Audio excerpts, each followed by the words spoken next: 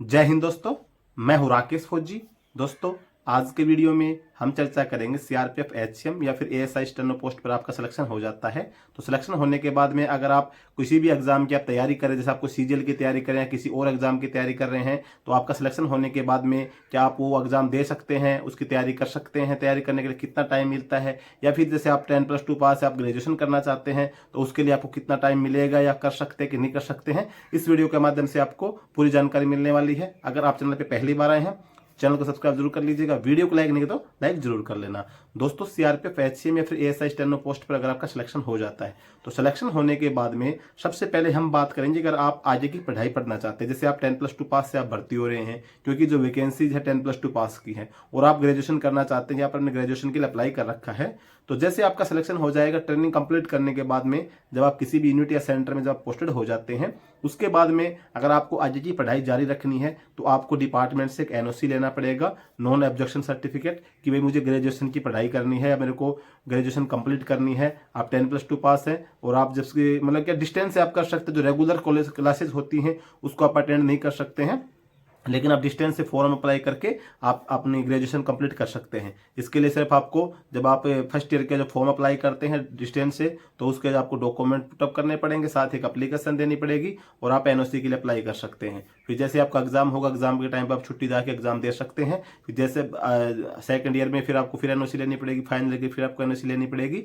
फिर जब आपकी फाइनल ईयर कंप्लीट हो जाएगी उसके बाद में फिर आप अपनी जो ग्रेजुएशन कंप्लीट हो जाएगी, ग्रेजुएशन के जो डॉक्यूमेंट होंगे, जब आपकी बीए की मार्कशीट होगी, उसको आप अपने डॉक्यूमेंट में लगवा सकते हैं। सर्विस रिकॉर्ड में एंट्री हो जाएगी, भैया बंदे ने ग्रेजुएशन कंप्लीट कर ली है।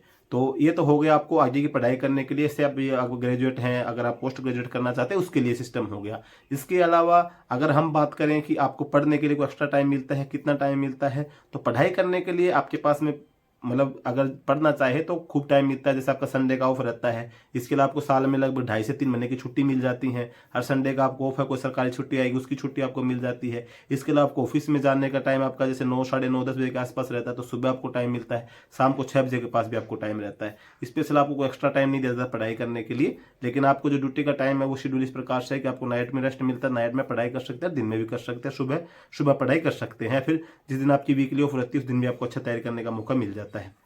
दूसरी बात होती है कि अगर आप किसी और एग्जाम की तैयारी कर रहे हैं, जैसे आपको सीजीएल की तैयारी कर रहे हैं, तो उसके अंदर भी सेम सिस्टम ये रहेगा। आप किसी भी एग्जाम की तैयारी करें, जैसे आपकी पोस्ट है 10+2 लेवल की, आपने head constable, minister, ASI steno post भर्ती है, उसके हाई लेवल के लिए आपको एनओसी लेनी पड़ेगी डिपार्टमेंट से। जब जिस भर्ती का नोटिफिकेशन आता है वो नोटिफिकेशन आपको साथ लगा के वो एनओसी के लिए आपको अप्लाई करना पड़ेगा। फिर जैसे आप एनओसी के लिए अप्लाई करेंगे, डिपार्टमेंट आपको एनओसी दे देगा। फिर आप वो जो जिस एग्जाम की आप तैयारी कर रहे हैं वो अपने लेवल पे आप तैयारी करते रहें। फिर जैसे आपका एग्जाम का टाइम आएगा, पेपर देने चले जाएं। पेपर देने के बाद जब आपका सेलेक्ट हो जाएगा तो फिर आपको डिपार्टमेंट से आपको रेजिग्नेशन देना पड़ेगा। रेजिग्नेशन क्योंकि आपके पास एनओसी, तो आपका रेजिग्नेशन आसानी से हो जाएगा। उसमें आपको कुछ चार्ज वगैरह देने पड़ते हैं। जब सीआरपीएफ की नौकरी जब छोड़ते हैं तो आपका ट्रेनिंग का चार्ज या फिर 3 मंथ की सैलरी जो भी ज़्यादा होगी वो आपको देना पड़ेगा।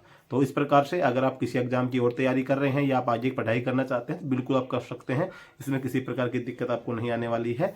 तो जो जो ये प्रोसीजर होता है, इस प्रोसीजर के थ्रू आप कर सकते हैं। लेकिन जो आपको एनओसी मिलती है उसके अंदर ये टर्म्स एंड कंडीशन रहती है कि भाई आपको जरूरी नहीं है कि आपको छुट्टी मतलब मिल ही जाएगी एग्जाम के ऊपर, उसमें आप किसी को बाध्यता नहीं पैदा कर सकते हैं, लेकिन उसमें मैक्सिमम पॉसिबिलिटी है कि आपको छुट्टी मिल जाती है एग्जाम के टाइम पे और आप आसानी से एग्जाम दे सकते हैं। तो आज के वीडियो में, छोटे से वीडियो में एक आपको महत्वपूर्ण जानकारी दे दी है। ज़्यादा लंबा खींचने से फिर वीडियो मतलब डिटेल में बताऊंगा, ज़्यादा लंबा हो जाएगा। तो जहाँ तक मेरा विचार है, छोटी सी वीडियो में आपको जानकारी समझ में आएगी। फिर भी अगर आपको किसी प्रकार का डाउट हो कमेंट करके बता सकते हैं। वीडियो अगर आपको अच्छा लाइक कर लेना, चैनल पर पहली बार सब्सक्राइब जरूर करना। जय